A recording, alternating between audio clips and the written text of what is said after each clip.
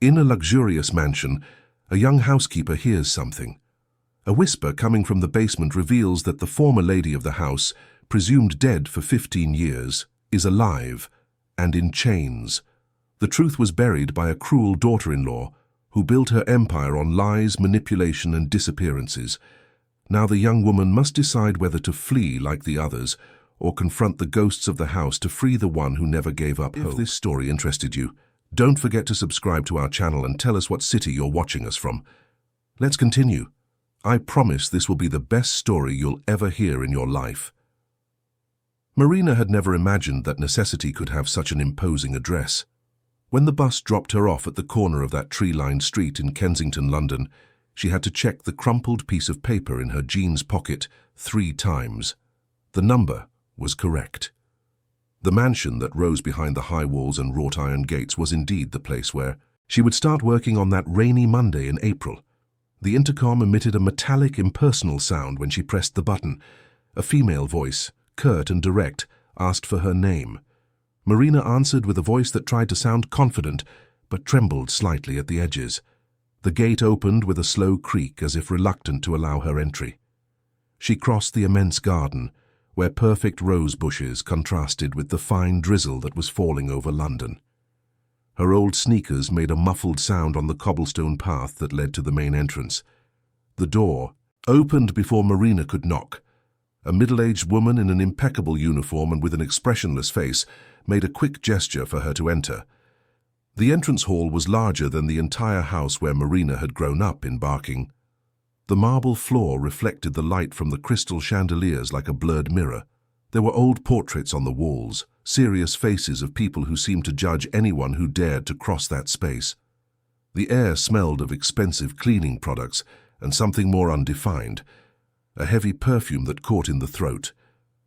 The woman who had received her did not introduce herself.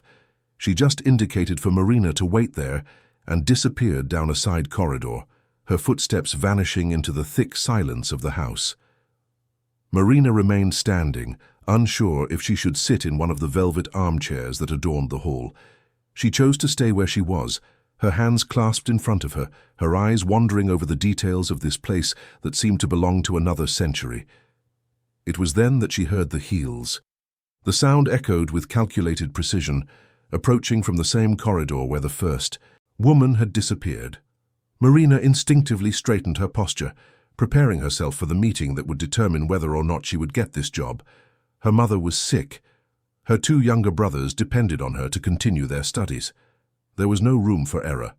Beatrice Sinclair Caldwell appeared like an apparition. She was a woman in her early 40s, tall, with brown hair pulled back in a flawless bun. She wore an elegantly cut dress, discreet but visibly expensive, and pearl earrings that swayed slightly with each movement. Her eyes were dark, penetrating, and had that peculiar quality of seeming to see right through people, as if assessing not only what they saw but also what they hid. "Good morning," Beatrice said, and her voice had the same quality as the intercom, cold, polished, with no room for intimacy.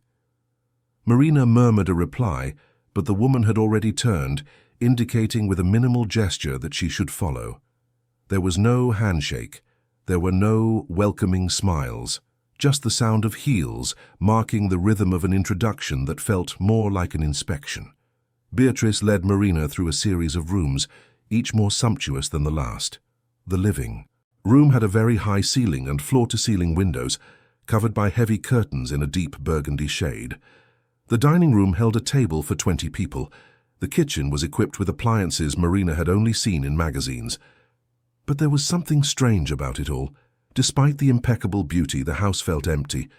There were no recent photographs. There was no mess of someone who actually lives in a place. It was like a staged set, too beautiful to be real. "These are your duties," Beatrice said, handing her a typed list on headed paper. Marina took the document, and her eyes quickly ran over the lines. It was an extensive list: cleaning the second-floor bedrooms, organizing the library, maintaining the silverware, caring for the imported linens. Each item had subcategories and detailed instructions. But there was also a second page, and this one caught Marina's attention more. They were the house rules. "Read carefully," Beatrice continued, her voice taking on an even more formal tone. "These rules are non-negotiable. Any breach will result in immediate dismissal without prior notice." Marina nodded, but her stomach tightened as she began to read. Some rules were understandable. Punctuality, discretion, no. Receiving visitors.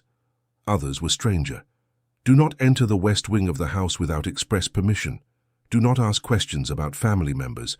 Do not answer the landline telephone under any circumstances. And the most curious of all, do not go down to the basement or attempt to access the metal door at the end of the service corridor. The woman who had received her reappeared to take Marina to her room, located on the 3rd floor, along with the other servants' quarters. Beatrice did not say goodbye, just nodded and disappeared down another corridor, leaving Marina with an uncomfortable feeling of being watched even when she was alone. The room was small but clean and organized. It had a single bed, a narrow wardrobe, a small table with a chair, and a window that overlooked the back of the property. Marina left her backpack on the bed and looked out the window. Down below, the garden stretched as far as the eye could see, with old trees, a gazebo that looked like it hadn't been used in years, and in the background, what appeared to be an abandoned greenhouse. She rested for only a few minutes before someone knocked on the door. It was the same woman from before who finally introduced herself as Mrs. Davies, the housekeeper for 15 years. Her face remained expressionless, but there was something in her eyes, a quick glint that seemed to want to communicate something that words could not. "Come," said Mrs. Davies, "I'll introduce you to the others and explain the routine." Marina followed her downstairs. She first met the driver, Mr. Gerald, a grey-haired man of few words who just nodded his head. Then the cook, Martha, a robust woman in her 50s who at least offered a shy smile. There was also Joanna, responsible for the laundry, a young woman not much older than Marina, but with a tired look that suggested years of experience in that house. "And the gardener?" Marina asked, remembering having seen in the ad that the house had an employee to care for the gardens. Mrs. Davies hesitated for a fraction of a second. "Mr. Oswald," she finally replied. "He's worked here longer than any of us, but he rarely comes inside the house. He prefers to stay in the gardens." There was something in the way she said it, a subtle emphasis on the word prefers, that made Marina wonder if it was really a preference or an unspoken rule. The first few days passed in a haze of endless tasks and attempts to memorize the complex geography of that mansion. Marina cleaned, organized, folded bed linens that cost more than her 3-month salary. Beatrice appeared at unexpected moments, always silent, always observing. Sometimes she made sharp comments about insignificant details, a pillow that was not perfectly aligned, a vase that had been moved 2 centimeters from its original position. She never shouted. She didn't have to. Her displeasure was communicated through heavy silences and glances that made Marina feel small and inadequate. Beatrice's husband was an even more ethereal presence. Edward Caldwell appeared for the first time on Wednesday, as Marina was finishing cleaning the library. He was a tall man, perhaps 10 years older than his wife, with hair beginning to grey at the temples and a permanently distracted air. He wore dark, impeccable suits, carried a leather briefcase, and spoke on the phone in English as he crossed the rooms. When he finally hung up and noticed Marina, he offered a brief, tired smile. "You must be the new staff member," he said, and his voice was surprisingly gentle. "I hope you're settling in well." Before Marina could respond, Beatrice appeared at the library door, and something in the atmosphere changed. Edward immediately excused himself and left, leaving the 2 women in a charged silence. "My husband travels a lot on business," Beatrice said, and there was no need for an explanation, but she gave one anyway. "He is not to be bothered with domestic matters. Any questions or problems you report to me, only me." Marina nodded, but she registered the tension that had arisen the moment Edward showed sympathy. It was on Friday that Marina first heard about Edward's mother. She was in the kitchen helping Martha prepare vegetables for dinner when Joanna came in carrying a laundry basket. The 3 were alone, and Joanna, who until then had barely spoken to Marina, let a comment slip. "She's always been so demanding," she muttered, more to herself than to the others. But after Mrs. Helena left, it got worse. Martha shot a warning look at Joanna, but Marina had already caught the name. "Mrs. Helena," she repeated, trying to sound casual. "Mr. Edward's mother." Joanna opened her mouth to answer, but Mrs. Davies appeared at the kitchen door like an apparition. Silence fell over the three women like a heavy curtain. Mrs. Davies said nothing, but her look was enough. Joanna picked up the basket and left hastily. Martha returned to chopping vegetables with renewed intensity. Marina understood the message. There were questions that should not be asked. But curiosity, once awakened, is hard to silence. Marina began to pay more attention to the details of the house. She noticed that there were portraits of an older woman in some rooms, always in elegant frames, but that these portraits had been turned to face the wall or removed from prominent places. In one of the rooms she cleaned, she found a photograph in a forgotten drawer, a young Edward next to a woman with grey hair and a warm smile. On the back, someone had written, "Edward and Mum, Christmas 2015. The west wing of the house, the one the rules expressly forbade entering, exerted a magnetic pull on Marina. It was at the end of a corridor on the second floor, separated by a dark wooden door that was always closed. Once, while passing by during her cleaning, Marina saw Beatrice coming out of that wing, locking the door with a key she kept on a small chain around her neck. For a brief moment, their eyes met, and Marina saw something in Beatrice's eyes that made her instinctively recoil. It wasn't anger. It was a warning. The nights in the mansion had a different quality than normal nights. The silence was not comfortable. It was oppressive.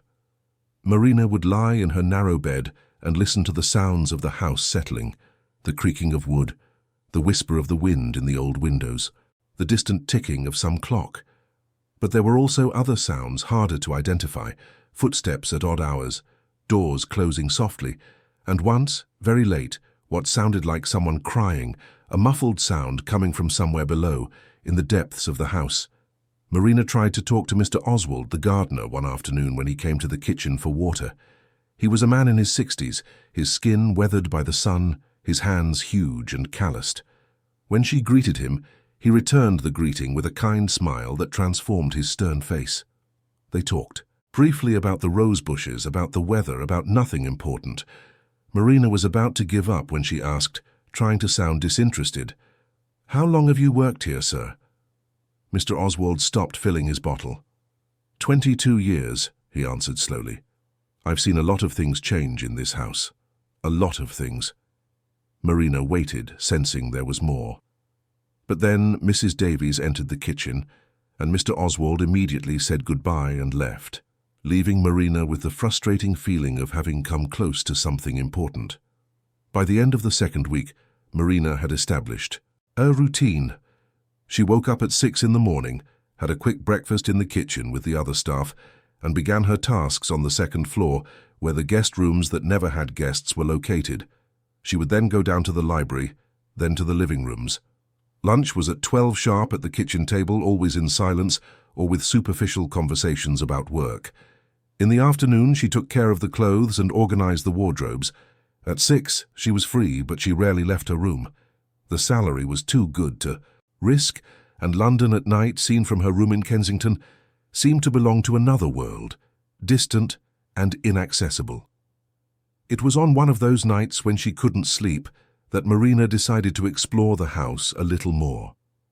She went down the stairs silently, barefoot so as not to make noise. The mansion at night had an even stranger atmosphere. The shadows seemed deeper. The portraits on the walls seemed to follow her movements. Marina crossed the entrance hall and went to the library, where she knew there was a window with a view of the illuminated gardens. She was admiring the garden when she heard voices. Beatrice was in the adjacent corridor, speaking to someone in a low but intense voice. Marina hid behind a bookshelf, her heart pounding. She couldn't see who was with Beatrice, but she could hear the conversation. "I need you to be more discreet," Beatrice was saying. "The deliveries must always be made after midnight when everyone is asleep." A male voice, hoarse and deep, answered something Marina couldn't quite catch. Beatrice continued, "And about the new girl, keep her under observation. She asked too many questions." Marina felt her blood run cold. "She asks too many questions." She was talking about her. Marina waited until the footsteps had completely faded before coming out of her hiding place. She returned to her room with trembling legs, lay down in bed, but couldn't sleep. Who was that man? What deliveries were made after midnight? And why was Beatrice worried about her questions? The next morning, Marina was finishing tidying the dining room when a man she had never seen entered through the service door. He was tall, strong, with an expressionless face that conveyed no emotion. He wore dark clothes and carried a cardboard box. "Good morning," he said, and his voice was the same hoarse voice Marina had heard the night before. Mrs. Davies appeared immediately, as if summoned by an invisible signal.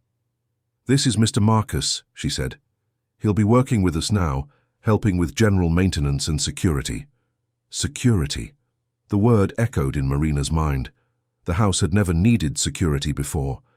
Marcus greeted her with a nod, but his eyes remained cold and watchful. Marina understood immediately.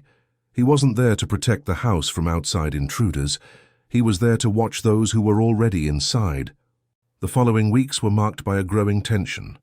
Marcus was always nearby, always watching. Marina felt his gaze on her back when she cleaned the corridors, when she crossed the garden, when she talked with the other employees. He wasn't hostile, but his presence was constant and unsettling. The other staff noticed too. Martha commented in a low voice that they had never needed someone like him before. Joanna completely avoided the places where Marcus was. Even Mrs. Davies, always so controlled, seemed uncomfortable with the new presence. Marina tried to speak with Mr. Oswald again. She found him, in the garden on a cloudy afternoon, pruning the rose bushes with precise and careful movements. They talked about unimportant things for a few minutes, until Marina gathered the courage to ask, "Did you know Mr. Edward's mother?" Mr. Oswald stopped pruning. His eyes, usually gentle, became serious. "Mrs. Helena was a good woman," he said slowly. "A real woman, with a big heart. This house was different when she was here." "Was?" Marina caught the past tense. What happened to her? Mr. Oswald looked around as if to make sure they were alone. "She left a few years ago," he finally replied. "Right after Mr. Edward got married. They say she wanted to live abroad to cut ties with the family, but I never believed that. Mrs. Helena loved this place too much, loved her son too much. She never would have left of her own free will." Marina felt a shiver run down her spine. "So you think something happened to her?" Mr. Oswald looked her in the eyes, and Marina saw fear there, mixed with something like guilt. "I think not everything they tell us is true," he said. "I think there are secrets in this house that no one should discover. And Marina, be careful. Don't ask too many questions. Don't investigate too much. This house doesn't like people who know too much." Before Marina could ask anything else, Oswald saw something behind her. His expression changed completely. "I have to go," he said hastily, and left through the garden towards the greenhouse, his quick steps belying his age. Marina turned and saw Marcus standing on the veranda, watching. How long had he been there? How much had he heard? That night Marina couldn't eat dinner. Her stomach was in knots, her mind working frantically. Mrs. Helena loved this place too much. This house doesn't like people who know too much. Oswald's words echoed in her head. Lying in her bed, staring at the cracked ceiling of her room, Marina made a decision. She had to find out what had happened to Mrs. Helena, not just out of curiosity, but because she felt deep in her heart that something was terribly wrong in that house. The answer began to reveal itself on a stormy night. London was being battered by a violent rain, the kind that brings the whole city to a halt. Marina was, in her room, listening to the drumming of the water on the roof, when she heard something different. It was a low, muffled sound, coming from somewhere below. She sat up in bed, listening intently. The sound repeated, clearer this time. It sounded like a moan, a lament. Marina got out of bed and opened her door.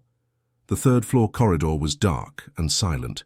She went down the stairs, slowly, following the sound. On the second floor, the sound seemed to come from even lower. First floor. She continued down, her heart beating faster and faster. The sound guided her, like an invisible thread pulling her down into the depths of the house. She reached the service corridor, the one that led to the kitchen, but also had other doors, other passages, and at the end of that corridor was the metal door that the rules expressly forbade trying to open. The door that led to the basement. And it was from behind that door that the sound came, clearer now, more desperate. It was a voice. A female voice, weak and broken, but unmistakably human. "Help," the voice whispered. "Please, someone help me." Marina froze, her hand on the metal doorknob.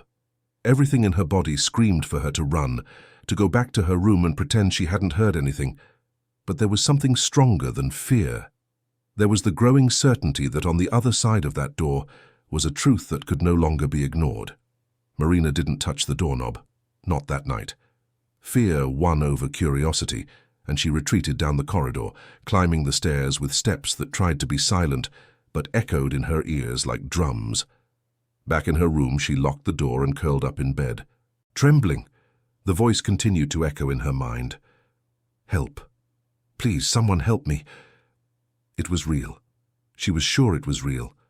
But what did it mean? Who was trapped down there? And more importantly, what could she do without putting herself in danger? The dawn came grey and heavy. Marina went down to the kitchen with dark circles under her eyes, her body tired from a sleepless night. Martha looked at her with concern. "Are you all right, girl? You look like you've seen a ghost." Marina forced a smile and muttered something about not sleeping well because of the storm. But Martha kept looking at her with that motherly expression that said she knew there was more to the story. During breakfast, Marina observed the other staff. Mrs. Davies ate in silence, as always, her face unreadable. Joanna stirred her coffee without really drinking it, her eyes distant. Mr. Gerald read the newspaper, ignoring everyone. Marcus came in and took only a cup of coffee, leaning against the wall as he drank, his eyes making a silent sweep of the kitchen. When his gaze landed on Marina, she quickly looked away, feigning interest in her toast. Did they know? Was it possible that they worked in this house, some for years, and didn't know there was someone trapped in the basement? Or did they all know and had made a silent pact not to speak, not to see, not to question? Marina couldn't decide which would be worse. Over the course of that week, Marina began to pay attention to details that had previously gone unnoticed. She noticed that Beatrice went down to the basement every Tuesday and Friday night, always carrying a tray covered with a white cloth. The trips happened after Edward went to sleep, when the house was quiet. Beatrice would go down, stay for about 15 minutes and come back with the empty tray. Marina watched this from her post in the second-floor corridor, hidden in the shadows, her heart racing every time she saw her employer disappear through the metal door. On one of these nights, Marina gathered her courage and went down to the service corridor right after Beatrice came up. She approached the metal door and pressed her ear against the cold surface. For a few minutes she heard nothing but her own pounding heart. But then, there it was, again. A muffled sound as if someone were moving with difficulty. A sigh. A weak cough. Marina backed away, tears burning her eyes. There was someone there, someone alive, suffering, forgotten by everyone except the woman who kept her prisoner. Marina knew she needed more information before acting. She began to explore the house more carefully, looking for clues, for anything that would explain what was happening. It was during a cleaning of Edward's study that she found something interesting. There was an old desk with locked drawers, but one of them was ajar. Marina looked around to make sure. She was alone, then carefully opened the drawer. Inside she found old documents, certificates, papers yellowed with time, and at the bottom, hidden under a pile of receipts, a diary. The leather cover was worn, the pages stained. Marina opened it with trembling hands and saw a delicate feminine handwriting. The first entry was from 5 years ago. "Today, my son marries. It should be a day of joy, but my heart is heavy with worry. Beatrice is not who Edward thinks she is. She has charmed him, manipulated him, pushed him away from me. I tried to warn him, but he won't listen. He thinks I'm a possessive mother, that I can't accept his happiness. But it's not that. It's that I see something in her that he doesn't. Something cold, Something dangerous. Marina turned the pages quickly, her heart racing. The following entries were increasingly desperate. Beatrice has spread lies about me to the family. She says I'm unstable, that I'm trying to sabotage the marriage. Edward has started to avoid me. He doesn't answer my calls. When I visit, she is always there, controlling every word we say. I feel like I'm losing my son. And further on, she accused me of theft. Said family jewels disappeared and it could only have been me. Edward defended her. For the first time in my life, my son doesn't believe me. I am alone. The last entry was from 3 years ago, and the handwriting was more shaky, the words almost illegible. She said she's going to take me to a place where I can rest. Edward agrees. Everyone agrees. They say it's for my own good. But I'm afraid. I'm so afraid. If something happens to me, if this diary is found, please know that I never wanted to leave. I love my son, I love this house, I would never abandon them. Whatever Beatrice says, it's not true, please believe me. Helena. Marina closed the diary, her hands shaking so much she almost dropped it. Helena, Mrs. Helena, Edward's mother. The diary proved she hadn't left voluntarily. It proved that Beatrice had manipulated everything. But where was Helena now? Marina felt she knew the answer, but it was so horrific that her mind refused to accept it. The basement. The voice asking for help, the trapped woman, it was Mrs. Helena. Marina needed to tell someone, but who? Edward was always traveling, and when he was home, Beatrice kept him busy, distracted, isolated. The staff? Mrs. Davies clearly knew something, but was too afraid to speak. Martha was kind, but seemed to prefer ignoring the house's problems. Joanna was young and scared. And Marcus, the new security guard, obviously worked for Beatrice. Mr. Oswald. He had tried to warn her. He knew Mrs. Helena, spoke of her with affection. Maybe he could help. Marina waited until the next afternoon and went to find him in the garden. She found him pruning the hydrangeas, his face focused on his work. Mr. Oswald, she called softly. He looked up, and upon seeing her expression, immediately stopped what he was doing. What's happened, girl? Marina looked around to make sure they were alone. I need to talk to you. It's about Mrs. Helena. Oswald's face turned pale. Come, he said quickly. Let's go to the greenhouse. No one will hear us there. The abandoned greenhouse was a skeleton of glass and metal at the back of the garden. Inside, there were broken pots, rusted tools, plants that had been dead for years. Oswald closed the glass door and turned to Marina. Speak, he said, his voice tense. Marina told him everything. The voice in the basement, the diary she had found, Beatrice's nightly visits. Oswald listened in silence, and with every word his face grew more serious, more sad. When Marina finished, he was silent for a long moment. Finally he spoke. I knew it. I had no proof, but I knew it. Mrs. Helena disappeared overnight. One day she was here, tending the garden, planning renovations for the house. The next day, we were told she had left for Europe, that she wanted to live her final years away. From everyone. But it didn't make sense. She had just ordered new seedlings for the garden. She had a dentist appointment scheduled. Those aren't the actions of someone about to leave forever. Oswald ran a hand over his face, suddenly looking older. I tried to ask, I tried to investigate, but Beatrice called me in for a chat. She said Mrs. Helena was ill, that she had mental problems, that she had become dangerous. She said the family had decided to put her in a clinic in Switzerland, a specialized place, that it was for the best, that Edward was suffering too much with the situation, and she threatened me. She said if I spread rumors, if I questioned the official story, I would be fired immediately, and she would make sure I never found another job in London. Marina felt anger rise in her chest. And you accepted that? You just let them do that to her? Oswald looked at her with eyes full of pain. I have a sick wife, Marina. 3 children to support. I had no choice. I hate myself for it every day. But I had no choice. A tear ran down the old gardener's wrinkled face. If she's really down there, trapped alone all these years, his voice broke. God forgive me. I should have done something. Marina touched his arm gently. We can do something now, together. But Oswald shook his head. You don't understand this woman's power. She has connections, money, influence. If we try something and fail, it won't just be dismissal. It could be much worse. Look what happened to the old caretaker. He asked questions too. One day he was here, the next he was gone. They told us he'd quit and gone back up north, but he didn't. Take his things. He left everything behind. Clothes, documents, even the family photo he kept in his room. Nobody just abandons their family photo. Marina felt a chill run down her spine. Are you saying she did something to him too? Oswald didn't answer directly. I'm saying this house is dangerous for those who know too much. And now you know too much, Marina. You need to be very careful. Very careful indeed. In the following days, Marina tried to maintain a normal routine, but it was impossible.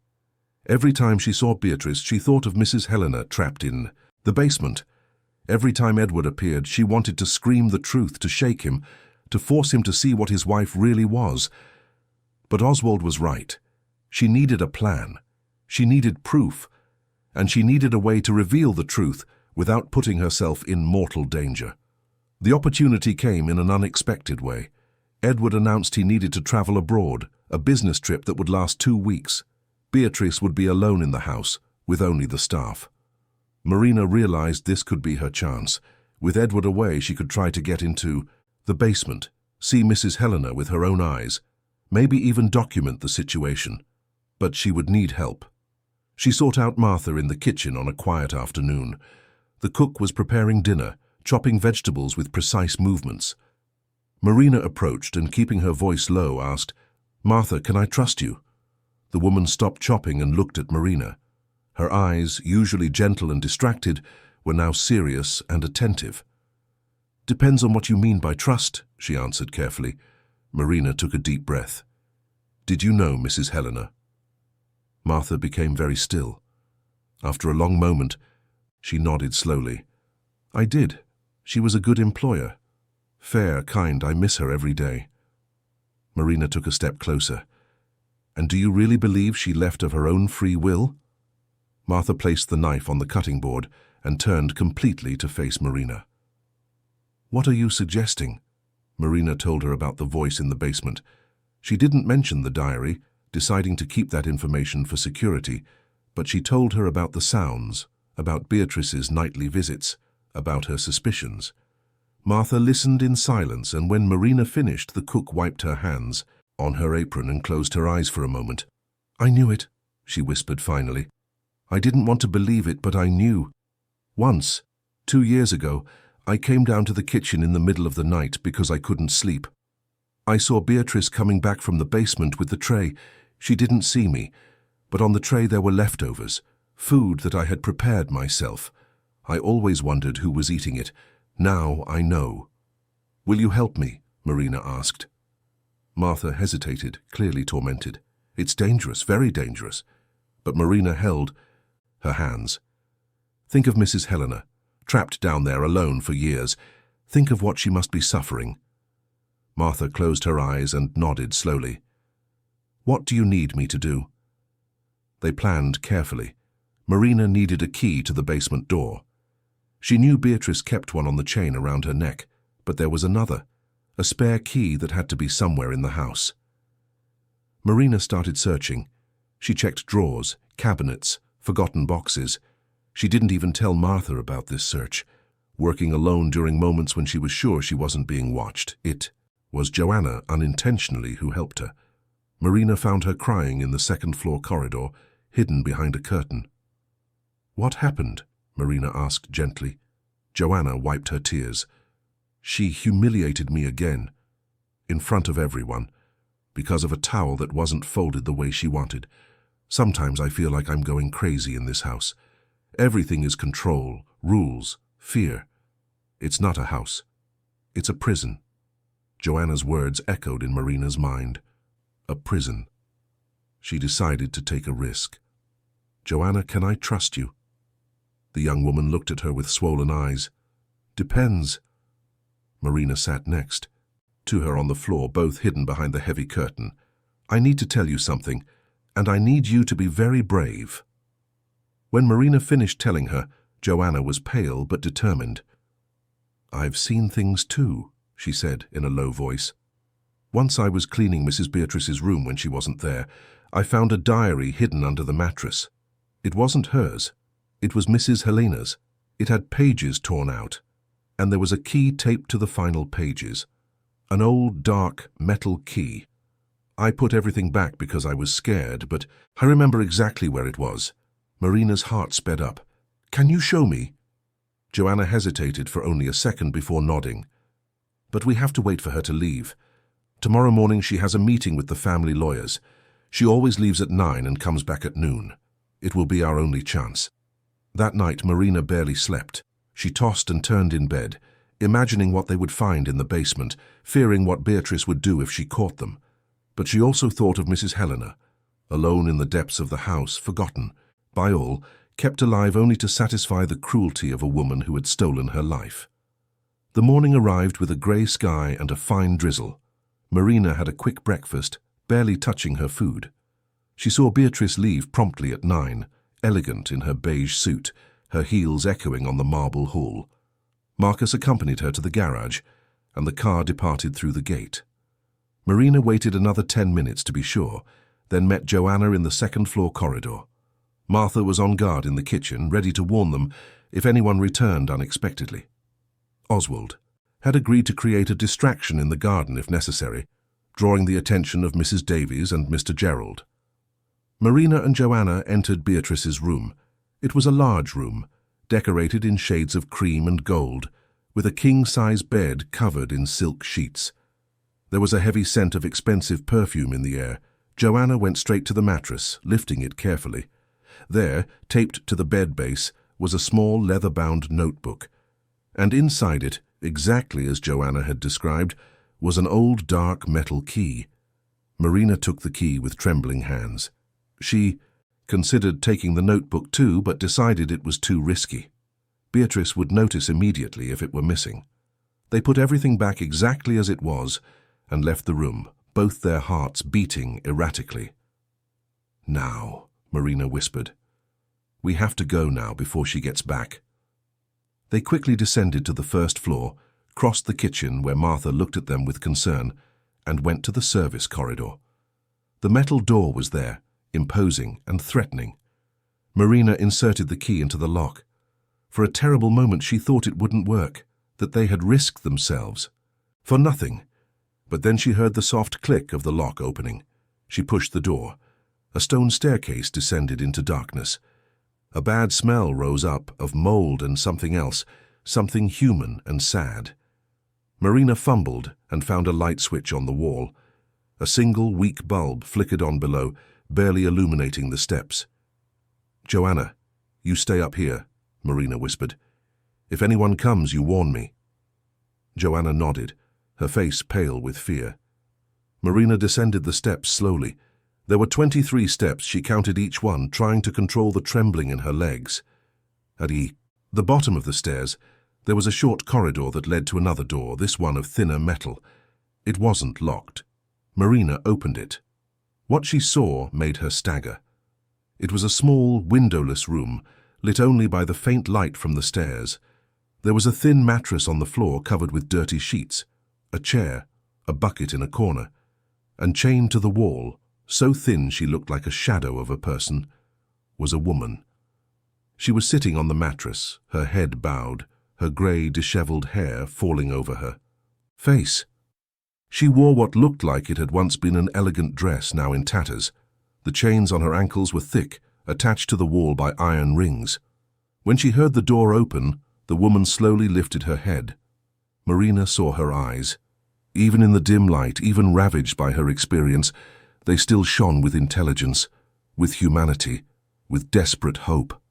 "Please," the woman whispered, her voice hoarse from disuse. "Please, help me. I can't take it anymore, please." Marina knelt beside her, tears running freely down her face. "Mrs. Helena?" The woman nodded, sobbing. Marina tried to touch the chains, but they were thick and secured with heavy padlocks. "I'm going to get you out of here," Marina promised. I swear I'll get you out of here." That's when they heard the hurried footsteps on the stairs. Marina shot up, her heart leaping. Joanna appeared at the door, her face a mask of panic. "She's back," she whispered desperately. "Beatrice came back early. She's coming into the house now."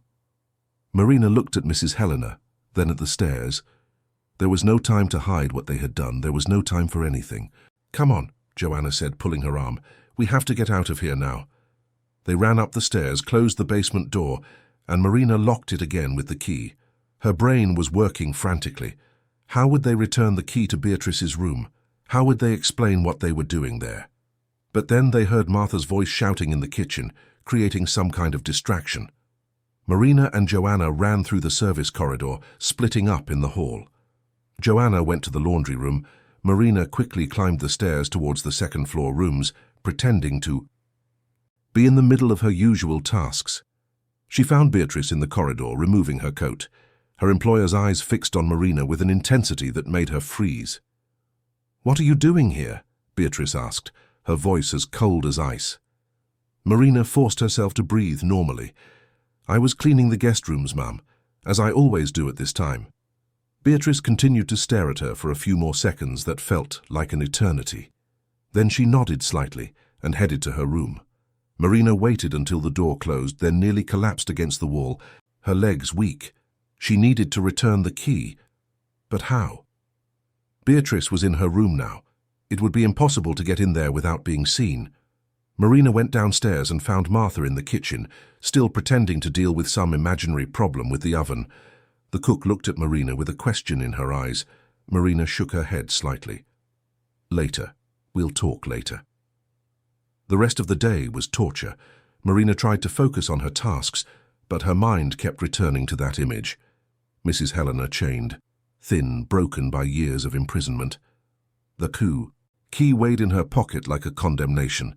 She had to return it, but Beatrice didn't leave her room for the rest of the afternoon. She stayed there, making phone calls, working on her computer. Marina could hear her through the door, her voice commanding, controlling, always in control. It was only at nightfall, when Beatrice went down for dinner, that Marina saw her chance. She waited until she was sure her employer was in the dining room, then silently climbed the stairs. Her heart was beating so loudly she was sure everyone in the house could hear it. Entered Beatrice's room, lifted the mattress with trembling hands, and put the key back inside the notebook, exactly where Joanna had said it was. She put everything back in its place and left, closing the door softly behind her. That night, Marina, Martha, Joanna, and Oswald gathered in the abandoned greenhouse. It was the only place they were sure they wouldn't be overheard.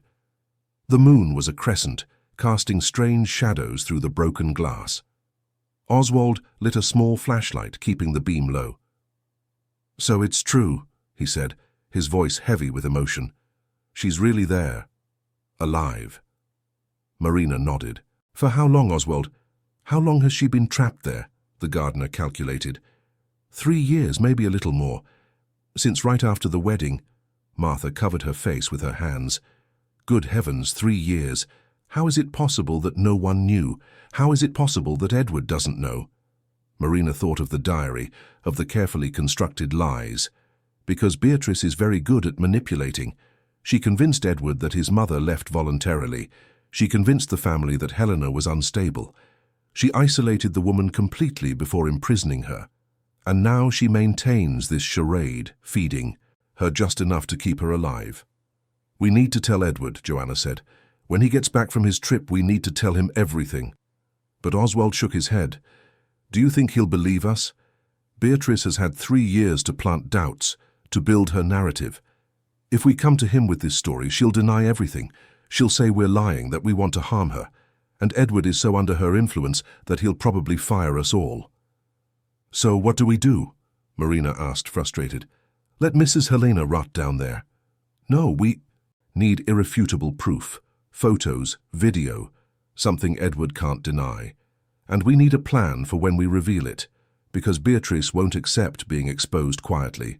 She will fight, and she fights dirty." In the following days, Marina began to plan. She needed a way to document Mrs. Helena's situation without getting caught.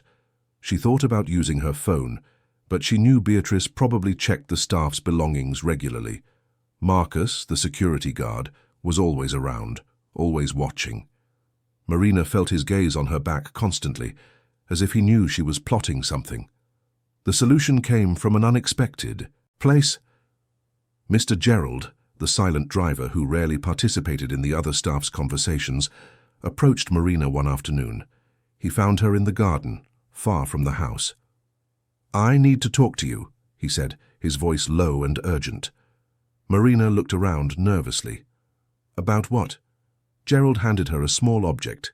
It was an old, analog camera, small enough to fit in a pocket. "It belonged to Mrs. Helena," he explained. "She loved photography. I kept it when she disappeared. I thought one day it might be useful." Marina took the camera, feeling its weight in her hands. "Why are you giving me this?" Gerald looked her directly in the eye. "Because I know what you're trying to do, and I want to help. Mrs. Helena gave me a chance when no one else would. I have a criminal record from my past, mistakes of youth. She didn't care. She hired me anyway. I owe my life to her. If I can do something to help her now, I will." Marina felt tears burn her eyes. "Thank you," she whispered. Gerald nodded. "Be careful. Beatrice is dangerous, more dangerous than you imagine. I've seen what she's capable of. I have my own suspicions about what happened to the old caretaker, but I have no proof. You need to be smarter than her." Marina promised she would be. Waiting for the next opportunity to go down to the basement was agonizing. Beatrice seemed even more vigilant than usual, as if she sensed something was happening. Marcus increased his patrols around the house. Once Marina caught him checking the basement locks, as if to make sure no one had tampered with them. She pretended to be busy with her tasks, but her heart nearly stopped when he looked in her direction. It was Martha who created the opportunity. A week later, she pretended to feel unwell while preparing dinner. It wasn't difficult, because the constant tension was genuinely affecting them all. She cried out, feigning a sudden pain, and everyone rushed to the kitchen. Beatrice came too, concerned not for Martha, but for who would prepare dinner. In the confusion, with Beatrice giving orders and Marcus helping to take Martha to her room, Marina managed to get the key from her employer's room again. She went down to the basement with the camera hidden under her apron. Mrs. Helena was in the same place, but she seemed even weaker. When she saw Marina, her eyes lit up with desperate hope. "You came back," she whispered. "I thought I had dreamed it, that you weren't real." Marina knelt beside her, gently touching her thin face. "I'm real, and I'm going to get you out of here, I promise. But first, I need proof." She took several photos of the chains, of the tiny room, of Mrs. Helena. The older woman cried silently as Marina worked. Not just from sadness, Marina realized, but also from relief. Relief because finally someone knew, someone cared, someone was trying to help. "Mrs. Helena," Marina whispered, putting the camera away. "I need you to be strong for a little longer. I'm working on a plan. Your husband, Edward, is coming back from his trip in 3 days. I'm going to tell him everything. I'm going to show him these photos. He will free you, I promise." But Mrs. Helena shook her head weakly. "Edward won't believe you. She's poisoned him against me. He thinks I'm crazy, that I abandoned him." Marina held the woman's fragile hands. "Then we'll make him see. We'll make everyone see who Beatrice really is." But when Marina came up from the basement, returned the key and went to have the photos developed at an old photo lab Gerald knew in a distant part of the city, she had no idea that Beatrice had already realized something was wrong. Her employer was more observant than any of them had imagined. She had noticed small things, a different mark in the dust on the basement handrail, a strand of hair where it shouldn't be, the way Marina avoided her gaze. The night before Edward's return, Beatrice summoned Marina to her office. It was a room Marina rarely entered, decorated in dark wood and leather, with shelves full of books that had probably never been read. Beatrice was sitting behind an imposing desk, her hands clasped on the polished surface. "Sit down," she said, and it wasn't a request. Marina sat in the chair in front of the desk, trying to maintain a neutral expression. Beatrice studied her for a long moment, her dark eyes penetrating. "You've been behaving strangely, Marina. I've noticed. Going places you shouldn't, asking questions you shouldn't ask, whispered conversations with other staff." Marina felt panic rise but forced herself to remain calm. "I don't know what you're talking about, ma'am. I've just been doing my job." Beatrice smiled, but there was no warmth in that smile. It was cold, calculating, threatening. "I'll be direct with you. My husband returns tomorrow, and I have the impression that you're planning something that will greatly displease me." Marina tried to protest, but Beatrice raised a hand. "Let me finish. You seem like a good girl, hard-working, dedicated. It would be a shame if something happened to you, or to your family." Marina's blood ran cold. "My family?" Beatrice opened a folder on the desk. Inside were photos of Marina's mother entering a clinic in Barking, photos of her brothers leaving school, photos of their humble house. "I know everything about you, Marina. Your address, where your brothers study, the hospital where your mother is being treated. It would be terrible if something were to interrupt that treatment, if your brothers had problems at school, if your family fell on hard financial times." Marina felt tears burn, but this time they were tears of anger. "Are you threatening me?" Beatrice closed the folder calmly. "I am merely explaining the reality of the situation. You have a choice. You can continue your work here, keep your mouth shut about things you don't understand, and your family will remain safe and well. Or you can try to be a hero, and everyone you love will suffer the consequences." Marina stood up, her legs trembling. "You're a monster." Beatrice did not seem offended. "I am a woman who protects what is hers. This house is mine. Edward is mine. This life is mine. And no one, especially not some insignificant little maid from Barking, is going to take it from me." Marina left the office with the world spinning. She went up to her room and cried for the first time since she had started working there. She cried for the injustice, for the fear, for the impossible situation she was in. But when the tears dried, something inside her changed. It was no longer just about Mrs. Helena. It was about all the people Beatrice had manipulated, threatened, destroyed. It was about ending that woman's tyranny, no matter the cost. She sought out the others in the greenhouse that same night.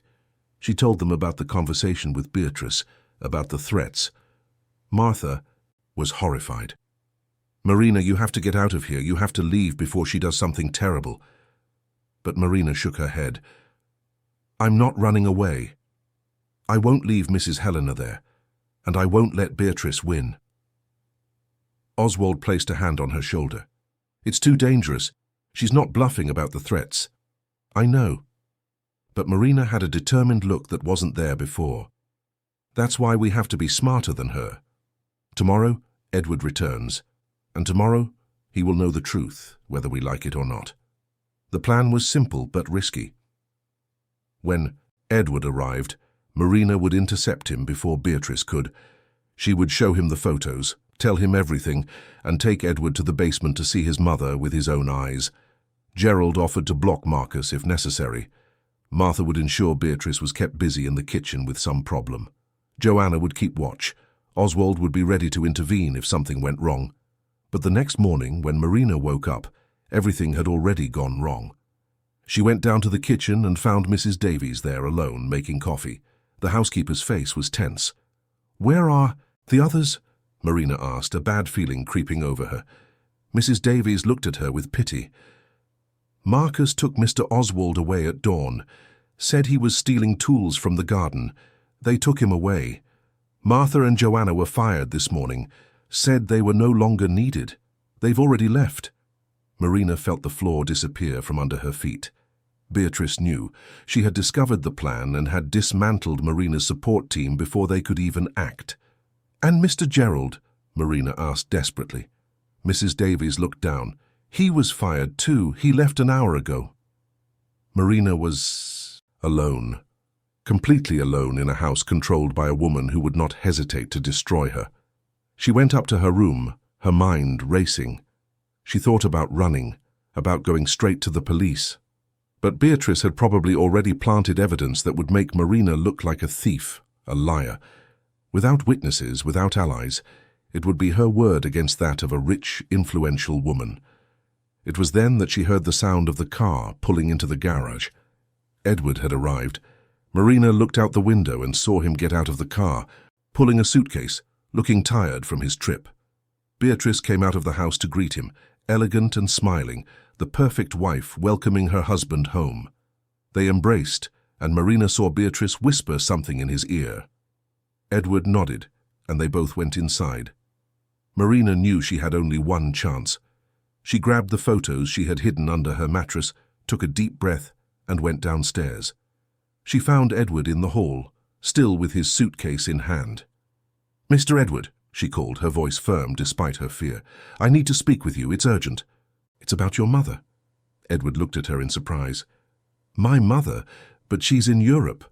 Marina took a step closer. "She's not, sir. She's here, in this house, and she's in danger." Edward frowned, confused. "What are you talking about?" Marina held out the photos. "Please, just look at these." But before Edward could take the photos, Beatrice appeared at the top of the stairs. Her voice cut through the air like a blade. "Edward, don't listen to this girl. She's trying to cause trouble. I was already planning to fire her for theft." But Edward, for the first time, did not immediately obey his wife. He took the photos from Marina's hands and began to look at them. Marina saw his face change, from confusion to disbelief, from disbelief to horror. "Where were these taken?" he asked, his voice hoarse. "In the basement of this house," Marina replied. "Your mother has been imprisoned there for 3 years. Beatrice keeps her chained, feeding her just enough to keep her alive." Edward looked at Beatrice, who had come down the stairs quickly. "This is ridiculous," she said, but her voice had lost some of its confidence. "Edward, she's obviously lying. She probably forged these photos. It's an extortion attempt." But Edward was looking at the photos more closely. He recognized something in them. The shape of the woman's face in the images, the eyes. Even devastated, even destroyed, she was still recognizable. He looked at Marina. "Take me there. Now." Beatrice tried to intervene, but Edward cut her off with a voice Marina had never heard him use. "Be quiet, Beatrice. For the first time in years, be quiet, and let me see the truth." Marina led Edward to the service corridor, her heart pounding so hard it seemed to echo off the mansion walls. Beatrice followed them a few steps behind, her composure beginning to crack like porcelain under pressure. "Edward, please," she said, her voice taking on an almost pleading tone. "Don't do this. You don't understand. There are things you don't know about your mother, things I tried to protect you from." But Edward didn't look back. His eyes were fixed on the metal door at the end of the corridor, that door that had always been there, closed, forbidden, ignored. Marina stopped in front of it. "Beatrice keeps the key with her," Marina said. "It's on the chain around her neck." Edward turned to his wife, holding out his hand. "The key now." Beatrice took a step back, her hands flying to the chain around her neck. "Edward, you're making a terrible mistake. This girl has poisoned your mind with lies. She's unstable. She's probably working with someone to extort money from our family." But Edward took a step towards her, and there was something in his eyes Marina had never seen before. A cold determination, a contained rage. "The key, Beatrice. Don't make me ask again." For a moment it seemed Beatrice would not yield. Her face was pale, but her eyes remained defiant. Then, slowly, she removed the chain from her neck and handed the key to Edward. But her voice had a venomous quality when she spoke. "You will regret this. When you find out the truth, when you remember why she had to be isolated, you will thank me. You will understand that I was only protecting you." Edward didn't answer. He unlocked the door and started down the stairs. Marina followed him, and behind her, even uninvited, Beatrice also descended. The faint light from the single bulb cast long shadows on the stone walls. The air was heavy, thick with mold and despair. Each of Edward's steps seemed slower than the last, as if part of him was afraid of what he would find at the bottom of that basement.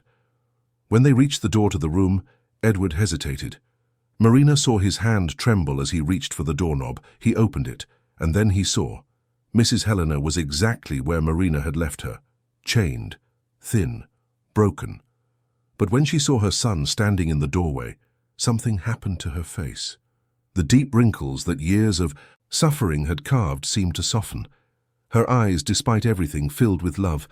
"Edward," she whispered, and her voice was just a thread, but it carried all the emotion of 3 years of forced separation. "My son. My boy." Edward stood frozen. Marina saw the shock turn to horror, the horror to comprehension, the comprehension to a pain so deep it was almost physical. He staggered, leaning against the wall, and then lunged forward, kneeling beside his mother. "Mum," he repeated, his voice breaking. "Mum, my God, Mum!" His hands touched her face, her hair, the chains, as if he couldn't believe what he was seeing. Mrs. Helena was crying now, silent tears streaming down her thin face. "I thought I'd never see you again," she whispered. "I thought you'd forgotten me, that you'd abandoned me." Edward shook his head violently, his own tears falling. "I never forgot you, never, but she told me, she made me believe." He turned, and when he looked at Beatrice, his eyes burned with a fury that made even Marina flinch. "You," he said, his voice low and dangerous, "you did this." Beatrice was standing in the doorway, and for the first time since Marina had known her, she seemed not to have total control of the situation, but she still tried. "Edward, you need to understand the context. Your mother was sick, mentally unstable. She threatened me. She threatened to hurt you, threatened to destroy our marriage. The doctors said she needed to be restrained. It was for her own good, to protect her from herself." "It's a lie," Mrs. Helena's weak voice interrupted. "Everything she's saying is a lie. She hated me from the first day. She saw me as an obstacle to having total control over you and this house. She forged evidence against me. She convinced you I was crazy, and then she locked me down here, making everyone believe I had left of my own free will." Edward tore at his mother's chains. Marina didn't know how he did it, whether he ripped the rings from the wall or broke the padlocks with sheer force of rage, but in a few minutes Mrs. Helena was free. He lifted her carefully, holding her frail body against his chest. "I'm getting you out of here," he whispered. "Never again. No one will ever hurt you again." As Edward passed Beatrice carrying his mother, his wife tried to touch his arm. "Edward, please, we need to talk." But he pulled away as if her touch burned him. "Don't touch me. Don't ever touch me again. And get out of my house. Now." Beatrice opened her mouth to protest, but something in his gaze silenced her. She turned and hurried up the stairs, her heels echoing in the basement like a retreat. Marina helped Edward take Mrs. Helena to one of the first-floor bedrooms. Mrs. Davies appeared, and when she saw the woman who had been her employer years ago, she covered her, mouth with her hands, sobbing. She helped bathe Mrs. Helena, dress her in clean clothes, and comb her hair. Edward called an ambulance, but also a private doctor he knew, someone he trusted. He needed to be sure his mother would receive the best care. While they waited for the ambulance, Edward sat beside the bed where Mrs. Helena now rested. He held her hand, unable to let go, as if he feared she would disappear if he let her go. "How did I not see?" he whispered repeatedly. "How could I have been so blind?" Mrs. Helena touched his face with her free hand. "You couldn't have known. She is very good at deceiving, very good at manipulating. And you loved her. Love makes us blind sometimes." The ambulance arrived, and with it, the police, whom Edward had called. Marina gave her statement showing the photos, telling everything she had seen and discovered. The police photographed the basement, collected evidence, and recorded every detail of that horrific crime. Beatrice was found in her room, packing bags, trying to flee. She was arrested right there, still wearing her elegant clothes, still trying to maintain her dignity as she was taken into custody. In the days that followed, the story exploded in the media. The heiress of one of London's oldest families, held prisoner in her own home for 3 years by her daughter-in-law. It was the kind of story that captured the entire country's attention. Reporters camped at the mansion gates, Social media buzzed with opinions and theories. Beatrice's family tried to do damage control, hiring expensive lawyers, spreading counter-narratives, but the evidence was too solid. Marina involuntarily became the center of attention. She was called a hero. Her photo was in the newspapers. She received offers for interviews and even a book deal to tell her story. But she refused it all. She didn't want to be famous. She just wanted Mrs. Helena to get justice, and for her own family to be left in peace, far from the spotlight. Edward suffered the most, discovering that he had lived for years with a woman who kept his mother prisoner, who had manipulated him so completely, destroyed something inside him. He spent weeks in therapy, trying to process the guilt, the anger, the feeling of having been used. He visited his mother every day at the private hospital where she was recovering, repeatedly asking for forgiveness, even though she always said there was nothing to forgive. Mrs. Helena recovered physically faster than expected. The doctors said it was surprising how her body had withstood 3 years of malnutrition and confinement. But everyone knew the emotional scars would take much longer to heal, if they ever fully would. She had nightmares. She would wake up screaming, thinking she was still in the basement. She had panic attacks in enclosed spaces. But she also had moments of peace, especially when she was with Edward, slowly rebuilding the relationship that Beatrice had almost destroyed. Beatrice's trial was swift. With so much evidence, there wasn't much her lawyers could do. She was convicted of kidnapping, false imprisonment, psychological torture, and several other charges. The sentence was severe, years in prison, with no possibility of parole for the next 10 years. When the sentence was read, Beatrice showed no emotion. She looked at Edward one last time, and in her eyes there was anger, resentment, but also something akin to desperation. "You were mine," she said. "It was all mine, and you let them take it from me." Edward just turned and walked out of the courtroom, refusing to give her even a final response. He had already given too much. His love, his trust, 3 years of his and his mother's life. He would give no more. Marina continued to work for Edward, but now in a different role. He promoted her to house manager, recognizing not only her courage but also her integrity. Her salary increased substantially, enough for her to bring her mother and brothers to live in a better house, closer to the mansion. Edward also paid for Marina's mother's treatment in full, saying it was the least he could do, for the woman who had saved his mother. The mansion underwent changes. The basement was completely renovated, transformed into a wine cellar and game room. Mrs. Helena didn't want that space to continue existing as it was. She wanted it transformed into something that brought joy, not pain. The West Wing was reopened, and Mrs. Helena's portraits were returned to their prominent places. Oswald, Martha, Joanna, and Gerald were all brought back and received formal apologies from Edward. He also gave each of them generous compensation for what they had suffered and assured them they would have guaranteed employment for as long as they wanted. Oswald went back to tending the garden, and the rose bushes bloomed like never before. Martha returned to the kitchen, and for the first time in years, the house smelled of real food, made with love. Joanna and Gerald resumed their duties, but now with the dignity and respect they had always deserved.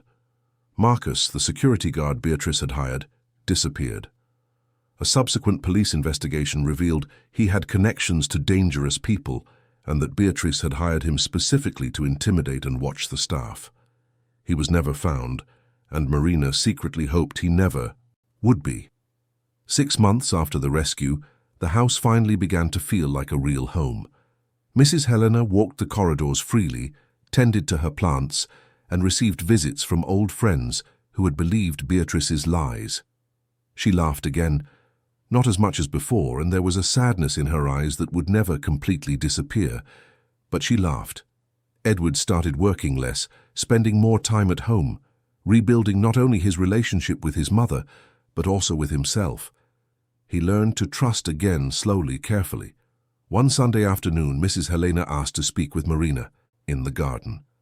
They walked together among the rose bushes, the London sun filtering through the leaves of the old trees. "I will never be able to thank you enough," Mrs. Helena said, her voice still a little weak but much firmer than months ago. "You risked everything.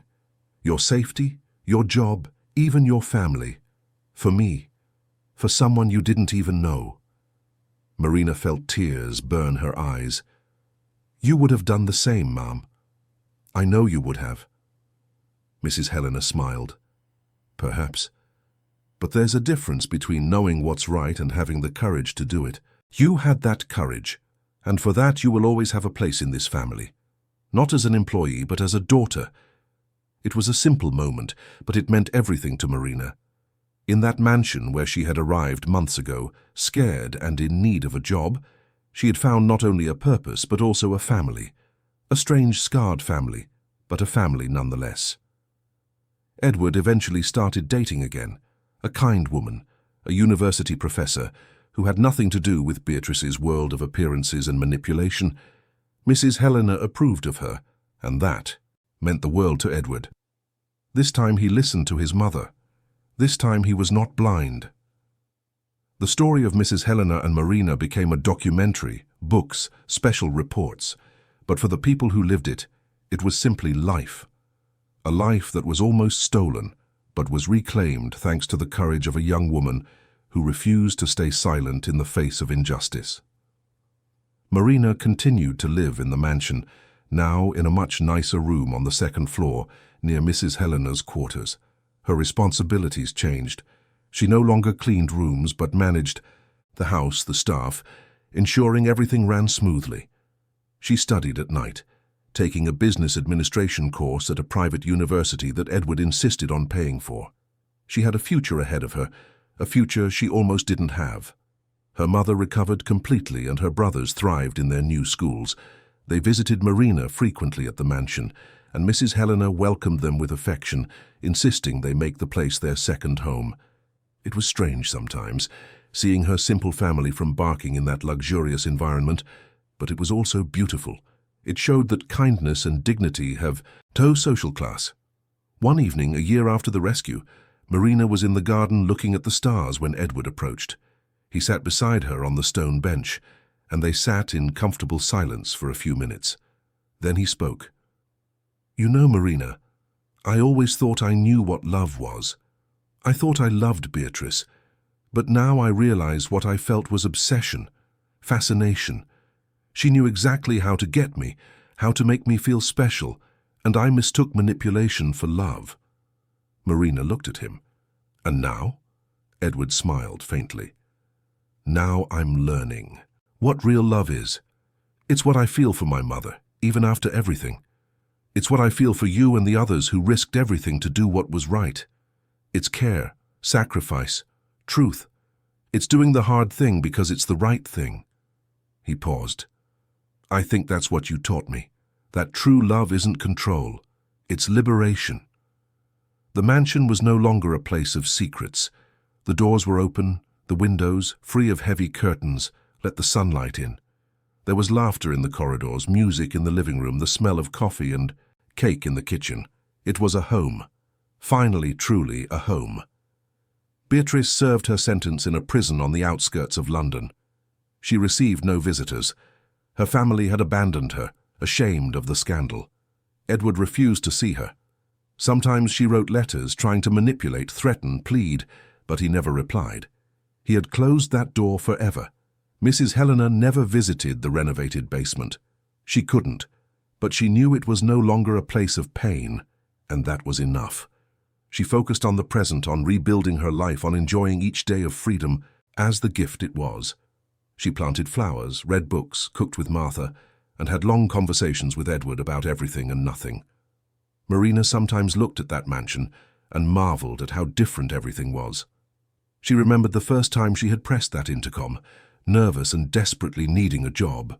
She could never have imagined that place would change her life in so many ways, that she would find there not just work, but purpose, not just an employer, but a second mother, not just a house, but a story that would prove that even in the darkest places, light can find a way. Years later, when her story was told, people always asked the same question. Were you scared? And Marina always answered honestly.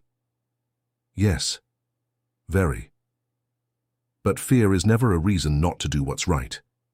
Sometimes doing what's right is exactly what you have to do, especially when you're scared. the mansion in Kensington became a symbol, not of tragedy, as it could have been, but of redemption, of how evil can be confronted, of how courage can come from the most unlikely places, and of how sometimes the person you least expect can be the hero everyone needs. Marina stayed in that house for many years. She saw Edward marry again, this time to someone Mrs. Helena loved. She saw Mrs. Helena grow old with grace, surrounded by love and respect. She saw the mansion transform not into a museum of horrors, but into a home full of life, laughter, and true love. And when she looked back at that scared young woman who had arrived under the April drizzle, Marina barely recognized her. That girl had been transformed by the experience. She had learned that courage is not the absence of fear, but the decision to act in spite of it. She had learned that justice sometimes needs to be sought, not just waited for, and she had learned that family is not just blood. It's who chooses to stand by your side, who chooses to fight for you, who chooses to love you even when it's hard. The story of the mansion in Kensington, of the woman who was held prisoner and the young maid who saved her, became a legend in London. But for those who lived it, it was never just a story. It was a lesson about humanity, about choosing to do the right thing when it would have been easier to look the other way. It was about the strength that exists even in the most unlikely people. And it was about how, even in the darkest depths, there is always hope. There is always the possibility of rescue. There is always light waiting to break through the darkness. And Marina, the girl from Barking who became Mrs. Helena's savior, carried that truth with her for her entire life. Not as a burden, but as a gift. The certainty that she had made a difference, that she had chosen courage over silence, and that this choice had changed not only her life, but the lives of everyone she loved. The mansion still stands today, its rose bushes blooming every spring, its windows open to the light. A place that was once dark, but learned to shine again. A testament that even the most broken places can be healed, just like people. End of story. Dear listeners, we hope the story of Marina, Mrs. Helena, and Edward has deeply touched your heart. If you were moved by the courage of a young woman who chose to do what was right even in the face of danger, please leave a like, subscribe to the channel, and tell us in the comments which moment impacted you the most. Every day we bring intense stories like this one, which reveal the deepest side of the human soul, which speak of courage, redemption, and the strength that exists within each of us. These are stories that make us reflect on our own choices, on when we should speak up, and when we should act. We look forward to seeing you in the next episode, with another narrative that will stir your emotions and make you believe that there is always hope, even in the darkest moments.